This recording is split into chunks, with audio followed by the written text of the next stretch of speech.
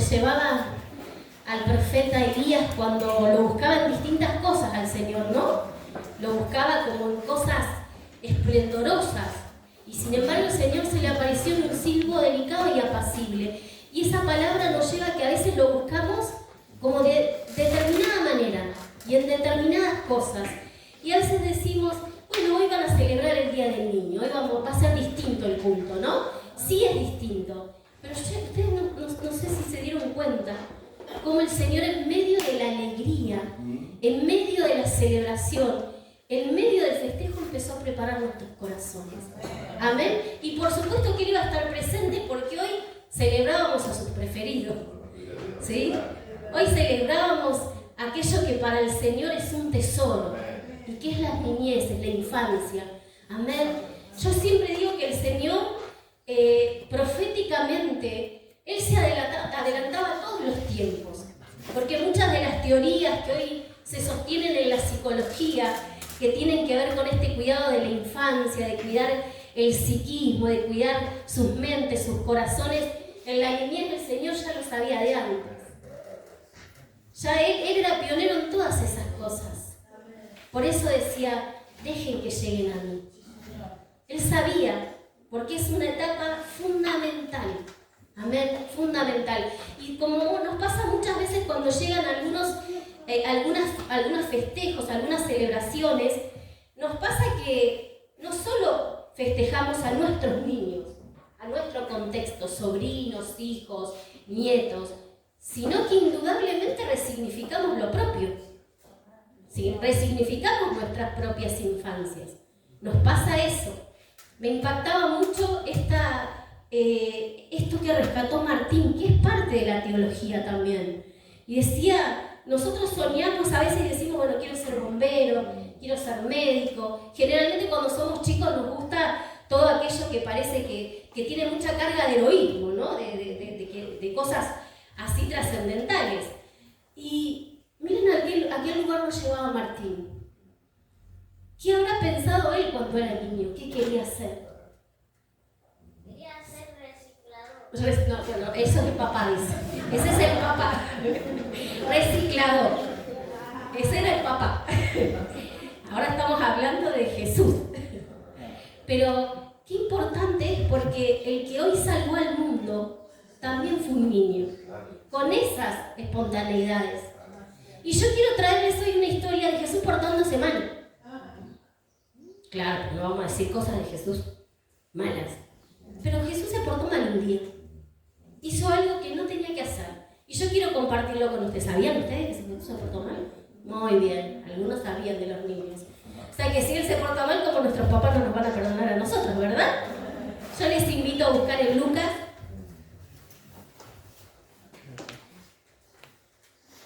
Capítulo 2. Yo tengo la versión Dios habla hoy. Así que va a estar para los que tienen la Reina Valera muy poquitito ahí. 2:52. Como es largo el pasaje, solo voy a leer lo último, ¿sí? Es una historia larga. Se trata de que José y María con sus papás tenían que ellos viajar de una ciudad a otra porque así se había decretado también un censo, habían festividades y tenían que viajar, ¿sí? Y Jesús en medio del viaje, ¿qué pasó? A ver, ¿quién sabe? Desapareció. Yo quiero que las mamás nos pongamos en el lugar de María. A mí, yo les voy a contar una anécdota. Yo sé que hoy queda todo grabado, pero bueno, pobre hijo, te voy a escrachar. Pedro un día se me perdió en mi propio patio. No lo encontraba y no tienen idea de la desesperación que a mí me agarró porque no estaba Pedro. Sí, empecé a gritar a los gritos, a llamar a la vecina, porque Pedro, o sea, ya habían pasado 20 minutos y yo no lo encontraba. Yo sabía que él se escondía a veces para jugar, pero yo no lo encontraba. Adentro de la casa es chiquita, la busqué por todo, no estaba. Sigo en el patio, no estaba. Allá a los 20 minutos, a los gritos, porque en mi mente, imagínense todo lo que se me ocurrió. Me entraron al patio, me lo llevaron, me lo sacaron por atrás. O sea, todo eso pasó en un instante por mi cabeza. Vino la vecina, lloraba y gritaba conmigo también. Es verdad. Hasta que Pedro, ya claro, porque yo calculo que ya después empezó a decir, ahora salgo o no salgo. Ahora, ¿qué hago? Preservo mi vida, ¿qué hago? Y hasta que me habla y estaba dentro de un mandarino que yo tengo, una planta de mandarina que está tan tupida que no se ve. Y él estaba metido adentro. Entonces yo cuando leo esta historia, yo siempre me acuerdo y digo, esta es la sensación que tuvo María. Esta es la sensación que yo pensé que mi hijo no estaba. ¿No saben todo lo que a mí me pasó? Digo, ¿qué le digo a Martín? O sea, todo pasó por mi cabeza. ¿Dónde está mi hijo? Bueno, entonces imaginémonos a María y a José. Jesús no estaba. ¿Saben dónde había ido? Al templo. Sí, es muy lindo con el diario de hoy decir, Jesús estaba donde tenía que estar. Y la respuesta que le dio Jesús, en los negocios de mi Padre tengo que estar. Claro, hoy la leemos y decimos que qué gran personalidad Jesús. Pero también hay que pensar en José y María. Dice que ella guardaba todas esas cosas en su corazón, porque no era fácil para ella ir comprendiendo que estaba educando, que estaba cuidando al Salvador del mundo. Amén. Ese era su hijo. Por supuesto, concebido de la manera más extraordinaria. ¿Sí? Ya había tenido que pasar todo ese proceso, María. Concebir a ese niño por el Espíritu Santo y tener que decirle a José que había sido el Espíritu Santo. Un ángel tuvo que intervenir para que José creyera que era así. Entonces esta mujer venía con todo eso guardando en su corazón. Y este hijo a los 12 años se le pierde. Cuando lo encuentra estaba en el templo. Él, dándole cátedra a los maestros del templo. Porque había mucha sabiduría en él. Y yo quiero detenerme en ese pasaje final que dice Lucas 2:52. ¿Lo han encontrado? Vamos a darle lectura. Y Jesús seguía creciendo en sabiduría y estatura y gozaba del favor de Dios y de los hombres. Amén. Todo lo que yo les venía comentando de esta historia, Jesús, ¿sí?, perdiéndose, yendo al templo, estando en un lugar que era necesario que él esté. Amén. Ministerialmente era necesario. Y acá nos está diciendo que Jesús crecía. Y este pasaje nos habla de que Jesús estaba desarrollando en la vida normalmente, ¿no? A veces es una palabra que se combate mucho, este tema de la normalidad. ¿Qué es normal? ¿No? Jesús crecía como se esperaba en los parámetros de su edad y de su tiempo. Pero crecía en estatura físicamente, es decir, se desarrollaba bien, ¿sí? Pero también crecía en otras áreas. Y a veces nosotros como iglesia, como padres, tenemos que cuidar que no solo nos importe que nuestros niños solo crezcan físicamente. Amén. Que nuestras niñeces estén creciendo. Es importante, sí. Acá en esta parte material es donde nosotros como iglesia debemos procurar, y lo hacemos a través del merendero, que nuestros niños tengan los nutrientes que tienen que tener. Para esa parte física estar bien. ¿Se entiende? Pero hay otras áreas en las que nosotros debemos preocuparnos. Dice que Jesús crecía en estatura físicamente, en sabiduría, que no es meramente, ni siquiera esta versión que es actual, la traduce como inteligencia. En sabiduría, que no es lo mismo que inteligencia, que no es lo mismo que experiencia, porque por muchos años se cree que esa sabiduría viene solo con los años. Y yo les puedo decir que nuestros niños tenemos mucho más sabios que muchas personas adultas con muchos años. ¿No les pasa a veces que nos dicen algo que nos descoloca? Nosotros decimos, ¿cómo se le metió a alguien a ese cuerpo chiquitito y está diciendo? No, porque es sabiduría. La sabiduría no tiene que ver ni con la experiencia ni con la inteligencia. Esta sabiduría que propone la Biblia es una sabiduría que viene de Dios. Y si hay alguien que está atento a la voz de Dios, son los niños. Por eso dice que nosotros deberíamos recibir el reino de Dios como ellos, como un niño. Por eso cuando hacemos promesas, tenemos que tener el cuidado de que si prometemos, cumplimos. ¿Amén? Amén. Si les dijimos algo, porque ellos nos creen. Ellos nos creen.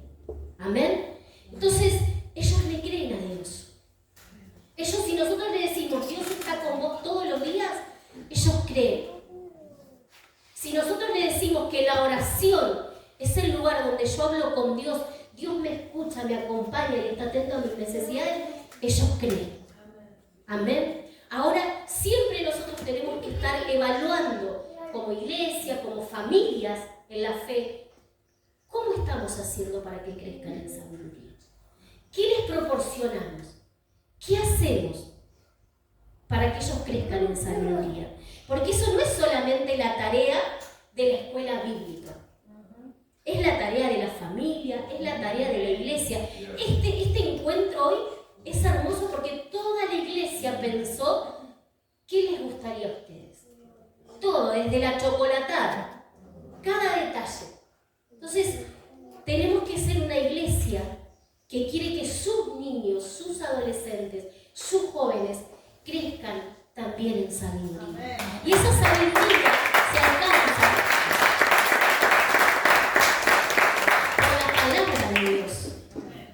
por la palabra de Dios. Ahora, no es la palabra solo predicada de acá. Es la acción que va en concordancia con que yo esté haciendo la palabra. Es que si yo le enseño del perdón, si yo me equivoco, como por ejemplo como papá, él recibe un perdón de mi parte. Nosotros venimos de niñeces donde jamás escuchamos a nuestros padres pedirnos perdón. Porque no era lo normal. ¿Cómo los padres van a pedir perdón? ¿Cómo los padres siempre nos dicen, no, nadie nace sabiendo cómo ser padre? Es verdad. Pero nosotros estamos en un tiempo distinto, no solo porque el tiempo es distinto, sino porque lo hacemos a la luz de la palabra de Dios. Es decir, que nuestra actitud, si estamos en Cristo, más allá de los tiempos, debe estar en concordancia con eso. Y ustedes no tienen ni idea lo que desactiva en ellos cuando nosotros pedimos perdón o disculpas por una voz levantada que no correspondía, por alguna palabra injusta. Lo que desactivamos en la niñez no está en la adultez, porque después tenemos que estar cubriendo cosas, ¿sí?, que estuvieron ahí por muchos años. Entonces, a la luz de la palabra de Dios, la sabiduría tiene que estar primero en nosotros los adultos. No solo como padres, como iglesia, en el saludo, en el abrazo, en el cariño, en el ver a veces que no vienen bien. Que sus problemas son importantes. ¿Cuántas veces minimizamos? Decimos, ay, mira, si vos tenés problemas. Sí, porque para ellos es un problema. Por eso se angustian, por eso se ponen mal. Así como cuando juegan es una cosa seria para ellos, porque nosotros no lo entendamos, que ya en nuestra cognición, cuando ellos se meten en el juego, ellos están haciendo cosas serias, que nuestra mente adulta se haya olvidado de ese maravilloso placer de jugar por jugar, es otra cuestión. Pero también saber que tenemos que acompañarnos en estos tiempos donde hay nuevos problemas también. Cuando nosotros muchas veces nombramos la palabra bullying, no tiene que ver con una moda, tiene que ver con un gigante que se ha levantado en estos tiempos que va en contra de nuestras niñeces. Y en un tiempo donde la sociedad le dice no a ese gigante, porque siempre estuvo. Pero hoy, culturalmente y socialmente, se le dice no, porque hiere, porque lastima. Y a esas cosas ellos están muchas veces en lo cotidiano sometidos. Entonces, cuando nosotros hablamos de que crezcan, no solo es en estatura, es en sabiduría. Amén. La sabiduría que tienen que encontrar primero en nosotros los adultos. Amén. Y que siempre debemos mirarlo como niños a ellos, con el respeto que merecen con sus necesidades. Amén. El otro día escuchaba una charla de una docente, la verdad que era una eminencia en docencia, y ella decía, la escuela es una institución que para ella decía, tuerce destinos. Y yo ahí no sabía si decir, ¿es verdad o amén? Porque yo decía, si Si ella cree que la escuela tuerce destino, ¿qué cree la iglesia entonces? Si ella, entonces la iglesia ¿qué hace? ¿Se entiende lo que digo? La potencia de ese mensaje. Y ella decía, otra gran verdad, decía, la escuela rompe el sello de cuna. ¿Saben lo que es romper el sello de cuna? Nosotros tenemos una socialización primaria que es, los primeros significantes nuestros son mamá y papá o los adultos que estén alrededor. Abuela, abuelo, tíos. Esos son los significantes. Cuando somos chicos, la verdad que ellos nos dicen es la única que existe. Ahora, cuando pasan a la escuela, vieron que a veces nos dicen, no, porque a mí la maestra me dijo tal cosa. O sea, como ya empiezan a cuestionar. Vos decís tal cosa, pero a mí la maestra me dijo otra. Ya se dan cuenta que hay otras verdades, que hay otras realidades posibles. ¿Y por qué dice rompe el sello de cuna? Porque muchas veces, y ella también lo expresaba, decía, los niños, las niñeces van con el dolor social a la escuela. Lo mismo que la iglesia. Cuando venimos a la iglesia, muchos traemos dolor social. Porque hay violencia, por la pobreza.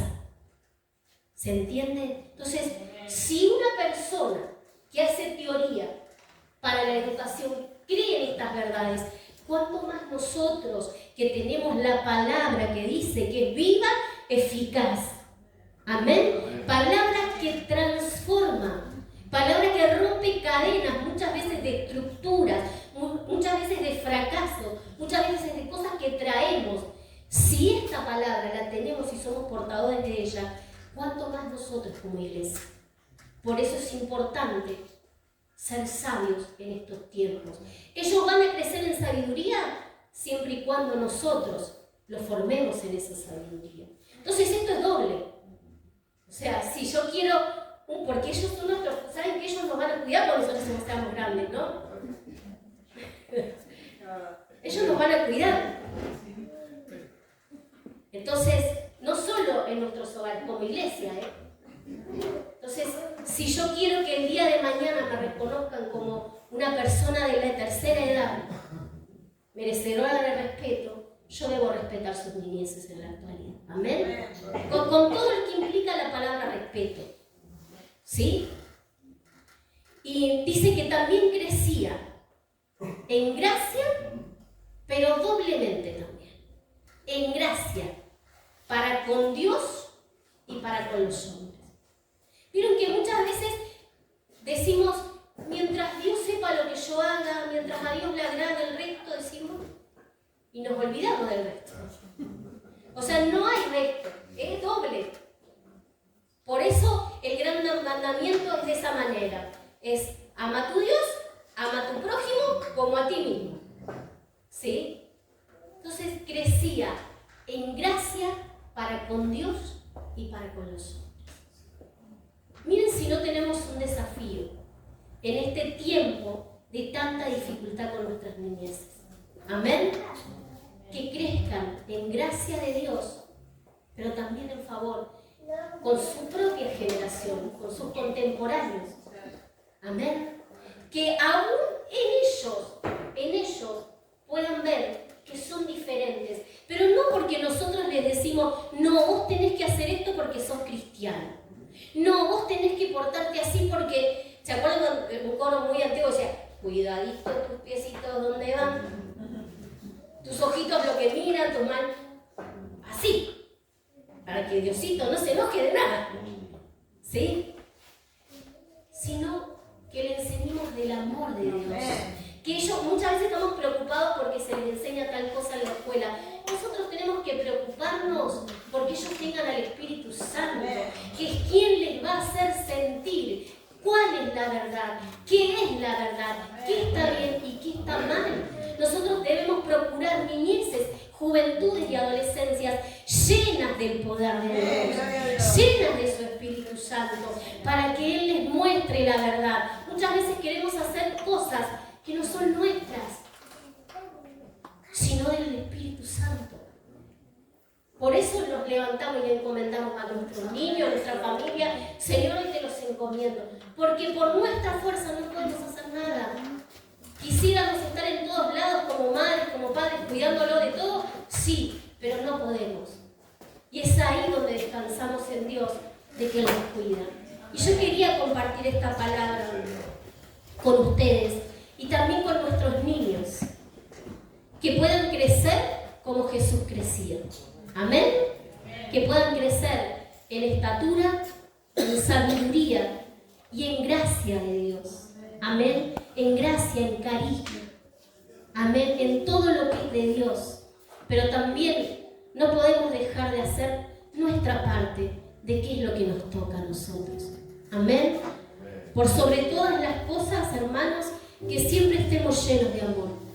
Amén. Muchas veces vienen tristes y nuestro abrazo, nuestra mirada, nuestra comprensión hace la diferencia con ellos. Yo soy producto de una iglesia, de una escuela bíblica que me marcó desde niña. A mí me impactaba mucho el banner que hicieron, porque yo siempre me lo imaginé a Jesús creciendo conmigo. Primero así niño, después adolescente, después joven y ahora en mi adultez. Y es la relación con Dios que deseo para cada uno de estos niños. Él está con ustedes a cada momento. Él entiende sus necesidades perfectamente. Amén. Él no minimiza sus problemas. Para Él son importantes. Él los toma en cuenta. Él no minimiza los dolores que muchas veces pensamos que no tiene. Amén. Como iglesia, que también estemos desafiados en este tiempo a llenarnos de la presencia de Dios para que eso los impregne a ellos. Amén. Ese es nuestro desafío en este tiempo, con nuestras niñeces. Y también entender que cuando llegan a la iglesia, este es el espacio donde Dios obra. No solo aquí, no el domingo. Yo soy iglesia.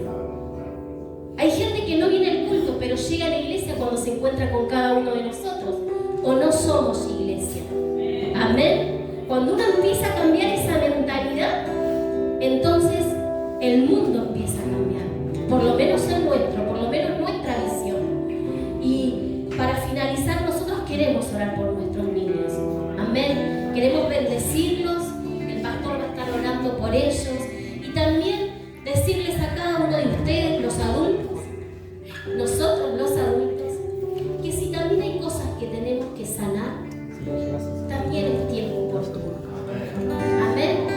También es tiempo oportuno. También es el momento de hablar con Él y decirle, estas cosas todavía, a pesar de que pasaron hace tantos años, me siguen doliendo. Siento que no está cicatrizado. Amén. Oramos juntos. Yo les voy a pedir a los niños que vengan.